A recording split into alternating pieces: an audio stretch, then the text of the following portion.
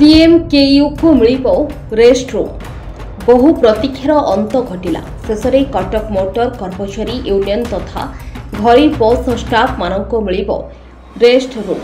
सूचना अनुसार कटक नेताजी बस टर्मिनाल परिसर में बस स्टाफ मानक पई एक रेस्ट रूम जोगाई देबा पई सीएमकेयू दीर्घ दिन दाबी करि आसुथला। एथि निमंते संघर कर्मकर्ता माने सीएनबी टीसीटीए और मुख्यमंत्री को अभियोग करथिले मध्य कथा से चिठी रे रहि जायथिला।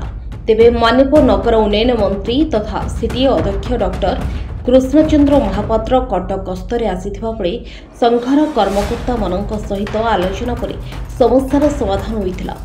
मानव मंत्री समानक कथा रखी संघ को 20टी बेड थिबा एक रेस्ट रूम सर्वनिम्न 50 टंका देहरी तुरंत जोगाई देबा पई सीडीए कर्तृपक्ष को निर्देश देते। दीर्घ दिन रही दाबी पूर्ण होइथिबारु कटक मोटर कर्मचारी यूनियन पक्षर मानव नगर उन्नयन मंत्री को धन्यवाद जणाइछन्ति। एबे नगर उन्नयन मंत्री को 6 मास भीतर 4 थर आम दाबीपत्र देलु। आम दाबी पर सीएनबी बस कर्मचारी समस्या पर सी नगर उन्नयन मंत्री अनाम पात्र सीडीए अध्यक्ष उपाध्यक्ष को देला सी आम कथा कर्णपात कले ना। तो काली आमर आम शुणिलु जे नगर उन्नयन मंत्री आसती तेणु आम नगर उन्नयन मंत्री साक्षात कलु।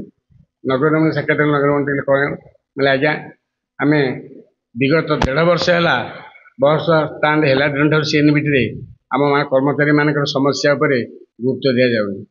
बारंबार आपन कहला आपण कथा शुणिला विशेष कथा कार्यकारी करना। जनता सरकार श्रमिकों सरकार ये सब श्रमिक मानक अग्राधिकार दिखती।